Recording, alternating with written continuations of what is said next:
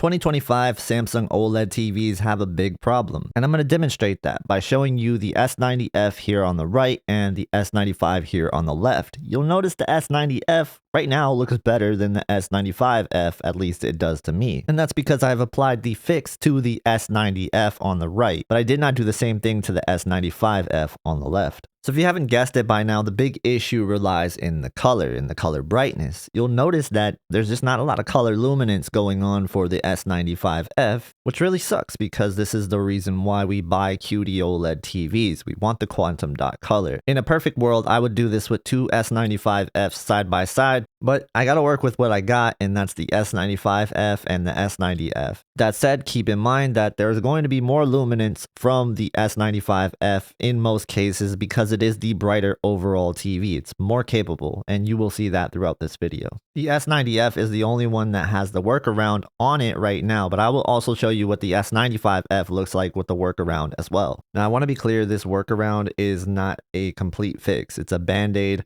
that is only going to solve some problems like the color luminance issue, but it might create more problems for you. So just use caution when you're using it. You're sort of picking your poison with this solution.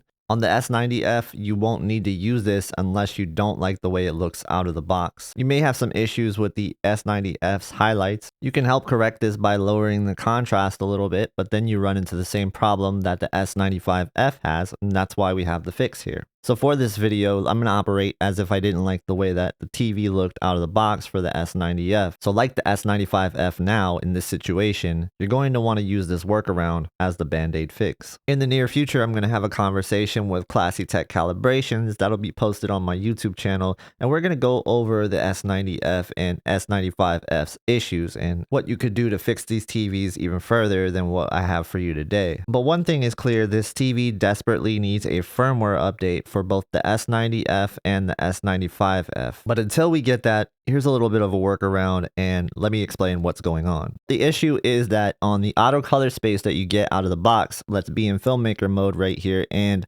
you can see that this is on auto BT 2020. Last year, that was really good for the S90D and the S95D.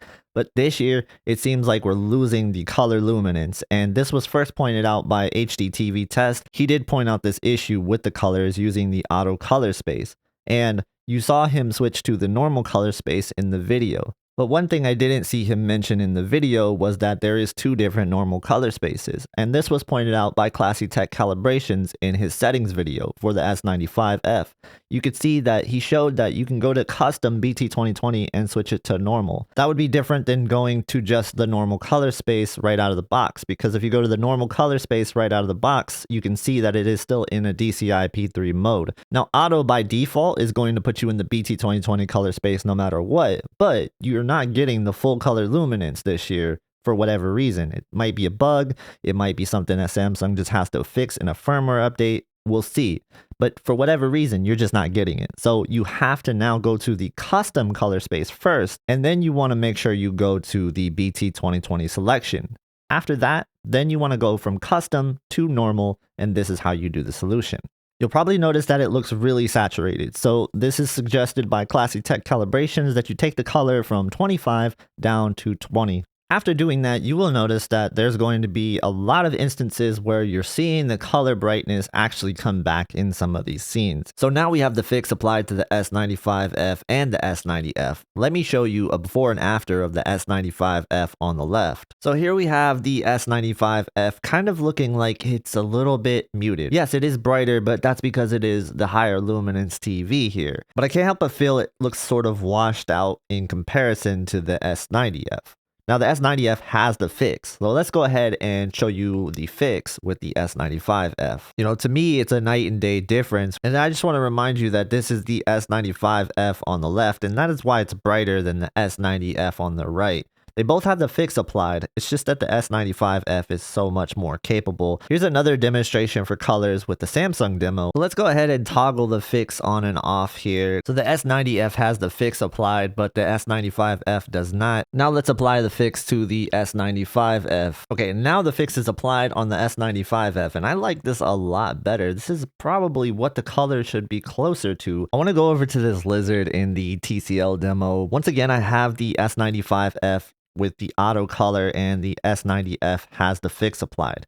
And you can kind of tell the difference right away. I can't help but feel it should look closer to the one on the right. But again, it is hard to know. If I pull up my iPad Pro on the same video in reference mode, I can tell that it looks closer to what it looks like on the right. Now let's go ahead and apply the S95F with the fix. I feel like this is a huge improvement over where we just were. So I think this fix is worth using. I just don't know if it's actually going to be the best long-term solution. One more example, then I'll talk about how this applies to gaming. Now, this is one that reminds me of a WOLED, and I have the S90F with the fix applied and the S95F does not. So why it reminds me of a WOLED is when I see a WOLED next to a QD-OLED, I'm usually seeing the WOLED start to lose color a little bit once things get brighter. And the color brightness is usually retained on the QD OLED. Now, with the S95F, I'm not seeing that here, but let's go ahead and apply the fix. That's much better. So you can see what I mean by this is probably a solution for the short term. So a word about gaming, you can actually use this in the game mode as well. For that, you're going to definitely want to make sure you set up your game HDR properly. I have a whole video dedicated to that if you want to know how to do that.